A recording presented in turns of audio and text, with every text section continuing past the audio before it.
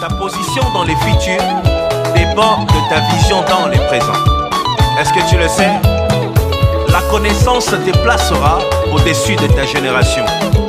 Tu risques de perdre le peu que tu possèdes en t'attachant à ceux qui n'ont rien à perdre. Alors sois prudent et choisis bien ton entourage. C'était la réserve de l'Éternel. Na bande konyo sur www.bomokoyamboka.com.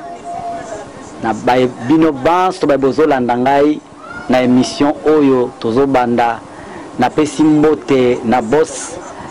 Patrick Momo pe na mama Pauline Momo esika boza nzambe apambola bino amona kabino ngonga nyonso bozala toujours béni na bolingo na nzambe bande nyonso ya www.bomokoyamboka.com na ye ko annoncer bino émission moko na kombo la fronde na émission oyo tokobanda koyamba basali na nzambe tokobanda ko loba tokoteya bokobanda kolanda biso na mateya bokobanda kolanda biso tango tokobanda koyamba basali na nzambe pe tokosala ba séance mususu ya prière na musika to pe na pene na nzela na ba téléphone o ndenge bokobanda ko bengela et na ye juste ko annoncer bino yango nzamba lola apambola bino ba banso oyo bokozwa ngolu na bisika nyonso bozwa me pona kolanda émission oyo yango esalemi pona yo yango ezali pona kosunga yo na makambo ebele oyo ezoronge vi na yo. Bible ezoloba na Luc 4:18 mokolo moko Yesu azwi Bible pe afungoli tango afungoli yango alobi l'esprit du Seigneur est sur moi, il m'a oint pour annoncer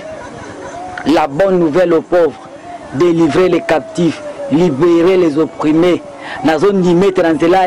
la fronde bato belé bakokangolama Yesu ako visiter belé ya bato et yo nanga tokozala libérer soki tondimi ya solo Yesu na bongo ina biso tika lipamboli na nzambe ezala na yo yango na ye juste ko annoncer yo la fronde pe na sengi olandaka yango na www.bomokoyamboka.com landaka yango ngonga nyonso oyo banda koleka ekozala lipamboli makasi pona yo boye ndenge bozotala nga na bilili naza évangéliste Alpha Ngia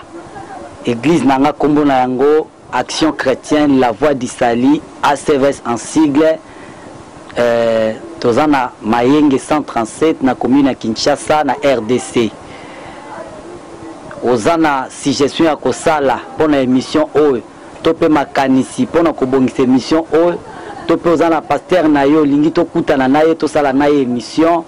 okoki kobenga ngai na numéro oyo plus 243 89 60 50 997 plus 243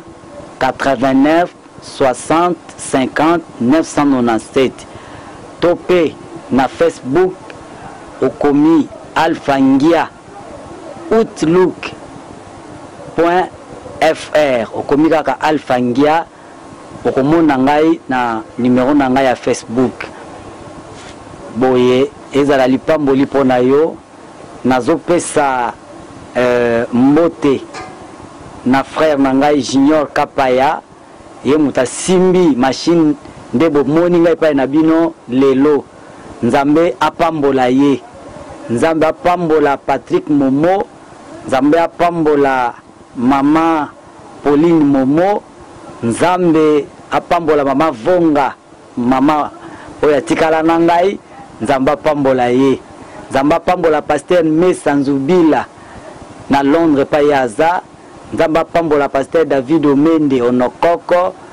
nzambe apambola évangéliste Billy Kupa mama ya bana na ngai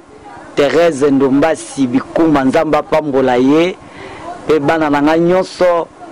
ko bana na Bodrick Ngia Kevin Ngia Mbenda Ngia La Grâce Ngia Abraham Ngia Joseph Ngia nzambe apambola bango nzambe apambola Falon Kapaya nzambe apambola papa Lubwika nzambe apambola mama Lubwika nzambe apambola bandeko nyonso ya bomoko ya mboka bana nyonso ya ACVS nzamba pambola bango bandeko nyonso ya bomoko ya mboka place bino nyonso bozwami na memi bino na motema bobanda komona nga petika kolo apambola bino